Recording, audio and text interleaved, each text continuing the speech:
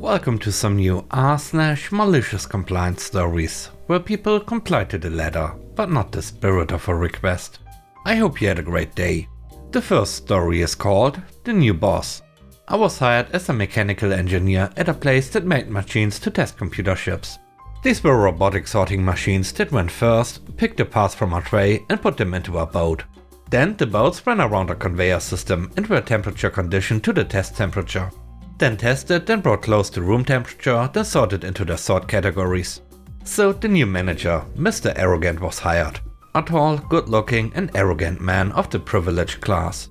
You know what I mean. I didn't report to him directly, but secondarily. Dotted line as you will. Due to attrition from the .com bust, I was responsible for the conveyor system of this machine, which was being cost reduced in a new model. The second generation model with more features but cost reduced. Like that will work. Anyway, this guy was the king of not being responsible directly for anything. His skill was design review attendee. He didn't manage anyone or anything directly, but he attended every design review. He studied them all, and every time he would find a flaw. Then he would pounce, screw you up. Find something you or someone did wrong, right for the right time, and aha, you screwed up. Look how stupid you are. Then he would exit with a strut, looking for the next design review. I inherited this design that was screwed up. Whoever designed it decided to change the design in a way that it wouldn't work. I explained to Mr. Arrogant dotted line boss that this wasn't going to work. I calculated it, drew it in CAD and had worked on parts feeders for the last 5 years in machine automation for robotic assembly.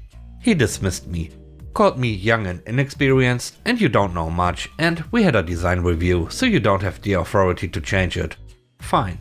I wrote down this quote and the date in my lab notebook. Cover yourself. Per Mr. Arrogant, I am not to change the design. I also drew the ideal conveyor design and put it on my desk, and went back to work. 6 months later, with the system being a jam-o-matic, I roll in and walk past a meeting with the VP, Mr. Arrogant and my boss, a couple of engineers and some others. They have a conveyor sketch on the whiteboard, and Mr. Arrogant is discussing the conveyor and how it is jamming. I'm called in as I walk by. "What do you know about this?" says my boss. "Let me get something." I run upstairs and get my lab notebook and a cup of coffee. Well, I advised that the conveyor be changed a long time ago, but Mr. Arrogant rejected it, see here. I have it to my boss, who read it, and he passed it to the VP, who read it, and said, "You are on it, go fix it please." It took another year for his incompetence to be recognized, to the point he was let go. He was made to manage a project for real, he refused. He was then made to, or else, he ran it into the ground and was terminated. Total worthless jackass. The next story is called Suit Compliance. Back in the 1970s, when I started my first full-time job, it was in the computer operations department of a major bank. This was before computer operations became IT. Company policy was that because we are a bank, all staff must wear a suit to work during core hours. Now, our job involved shift work, 3 8-hour shifts providing 24/7 cover. None of us was ever in a customer-facing position, and both back shift and night shift could wear whatever was comfortable within reason. Day shift did precisely the same job, loading papers into printers, printing statements, changing tapes, etc. But men had to wear a suit while women should dress smart. Now my mentor at the time, let's call him Jim, asked if we would be getting our clothing allowance for these mandatory clothes. Management replied no, we would have to pay for clothes out of our own pockets. Fine then. Jim checked a dictionary for the precise definition of a suit, then turned up for a day shift wearing the cheapest, shortiest denim suit he could lay his hands on. It was almost falling apart the day he bought it, and it was in no better condition the last time he wore it, decades later, on the day he retired. We went through a lot of managers in that time, but none of them was ever able to find fault with Jim's malicious compliance. The third story is called Log Compliance. Some years ago I worked at a logistics facility, and leadership had a way of adding workload to middle management. Rarely did any of them last more than 3 years before they either got disillusioned or changed jobs somehow. After working the floor there for 2 years, I was promoted to a team leader, and after 3 years as a team leader I became shift leader, managing a shift of about 60 workers.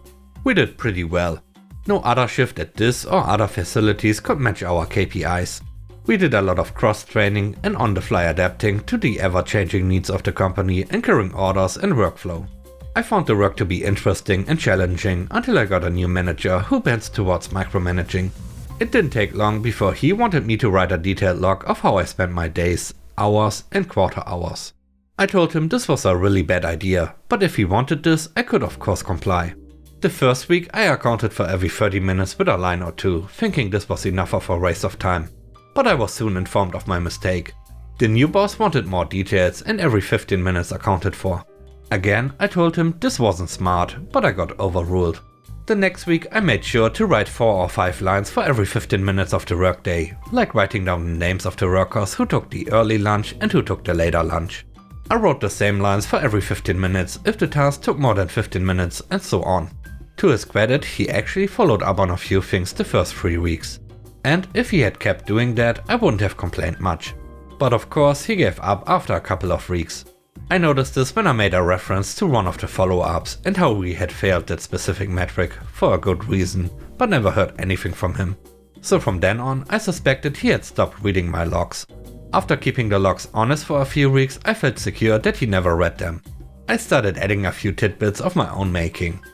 At first it was a line telling him that if he used a certain phrase when talking to me the next week, I'd buy him a soda.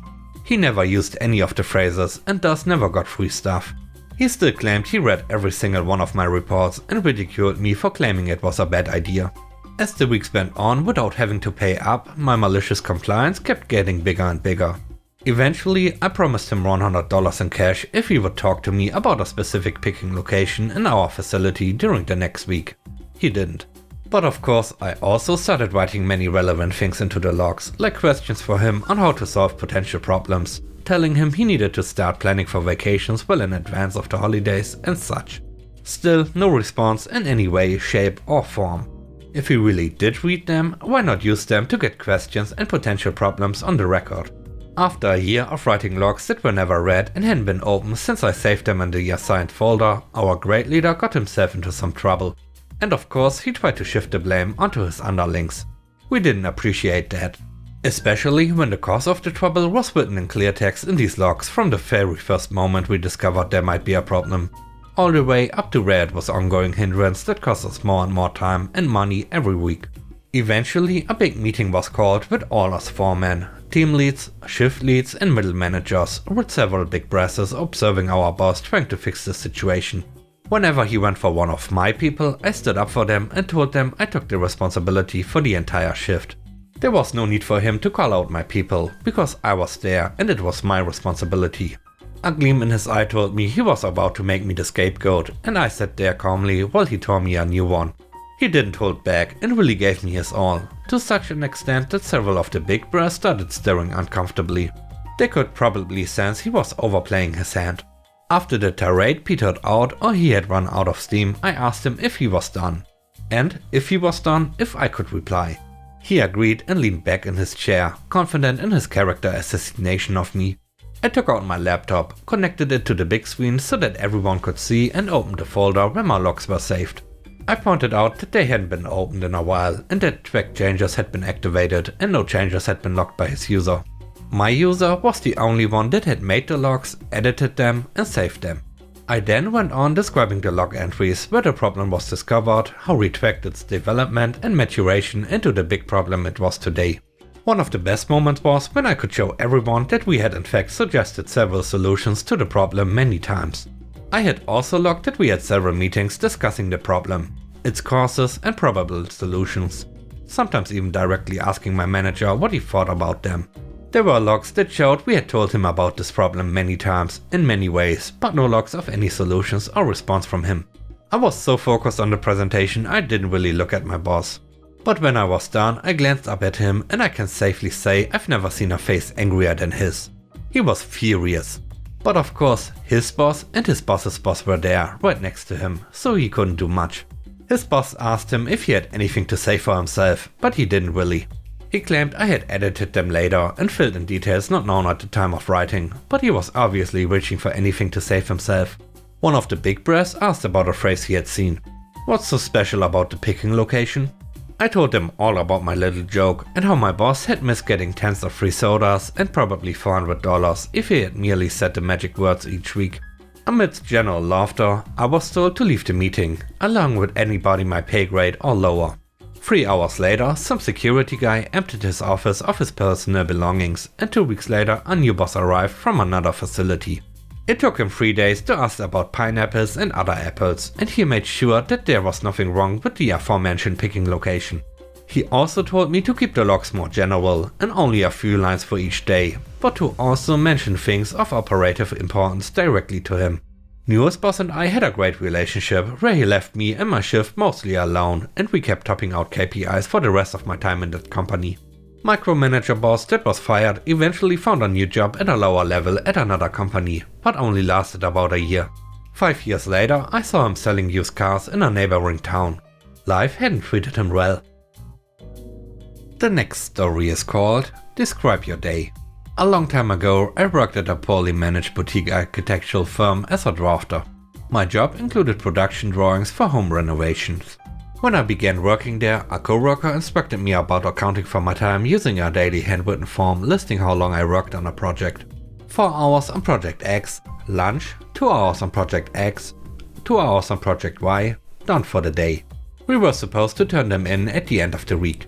About 6 months later, I was not enjoying my time there, and it was pretty evident, but I continued doing my job to the best of my abilities. But the owner decided that I was obviously not working hard enough, since I was spending too much time on these projects without completing them. She absent-mindedly did not account for the numerous revisions she continuously made, which would often redo work I had just completed. One day she pulled me into her office and asked me to be more specific on my timesheets to make sure I was not slacking off. She wanted to know what I was working on throughout the day, as working on Project X was no longer sufficiently describing what I did all day. I explained that it was what I was instructed to do and there didn't appear to be a problem with it until now. I also confirmed that this was a request specifically for me only. Coworkers continued to account for their time as normal. No problem. I decided to break up my workday into smaller increments of time to comply with her request. I also made sure I no longer started early or stayed late off the clock. I was accounting for my work in real time in 6-minute intervals. Each entry was carefully handwritten with as much detail as possible. I wanted to make sure she was fully appraised of my work. I made sure to note whenever I received a new revision and whatnot. The entries became longer and longer as I had to specify what I was doing, and it took time to update the timesheet for each interval. I had a few entries that contained the 6-minute interval with a description of "finished updating previous timesheet entry," since the previous description was so detailed. At the end of the week, I made copies of my timesheets and turned in a booklet of pages stapled for each day and clipped together. I also turned in my 2 weeks notice. For my last few weeks, I continued to comply, but toned it down a notch by accounting for each 6-minute interval, but making the description entries more general and using a lot of ditto marks underneath repetitive entries. I didn't want to kill the bookkeeper as it wasn't her fault. Luckily, I transitioned into the IT field shortly afterward. The last story is called New General Order. This is a story my great-grandfather used to tell me. He worked on the railroad for more than 60 years. He started out laying rails and ended up as a conductor on a commuter line. Everyone called him Pop. The railroad hired a time study man to improve efficiency. He would run around with a stopwatch and clipboard, making life miserable for the train crews. He would issue general orders that detailed the proper rate to their jobs, from shoveling coal to blowing the whistle to punching tickets. Anyone who failed to follow a general order could have their pay docked. Passenger safety was very important. Despite the warning signs, passengers would get off a train and walk across the tracks instead of using the pedestrian underpass. Obviously, the resulting accidents caused further delays and additional work for the crews, which cut into profits. The passengers didn't like it much either. To prevent this, the timetable never had 2 trains in a station at the same time. Of course, there were the inevitable delays, and a train going in one direction would pull in before the other train had left. The time study man came up with a brilliant solution. He issued a general order to all conductors that said, "When 2 trains are in a station at the same time, neither shall move until the other has left." When the conductors asked for clarification, they were told to shut up and obey. It took about a week until there was a delay. Pop's westbound train was just about to leave a station when the eastbound train pulled in. He told the engineer to sit tight. Meanwhile, the conductor on the other train saw Pop's train and told his engineer to stop. As the minutes ticked by, with passengers on both trains getting rather annoyed, the station master sent a message to the dispatcher that the line in both directions was blocked. Pretty soon, trains from one end of the line to the other were stopped. That prompted a message from the dispatcher demanding an explanation. Pop sent a reply that he and the other conductor were just following the new general order. The dispatcher ordered them to get the trains moving. And that was the end of the Time Study Man. And with that, we end today's video. Let me know what you think about the stories. On a scale of 1 to 10, how would you rate the stories and today's video? I hope you enjoyed the video. If you did, please don't forget to subscribe and hit the like button. And I hope you have a great holiday time. Stay safe. Bye bye.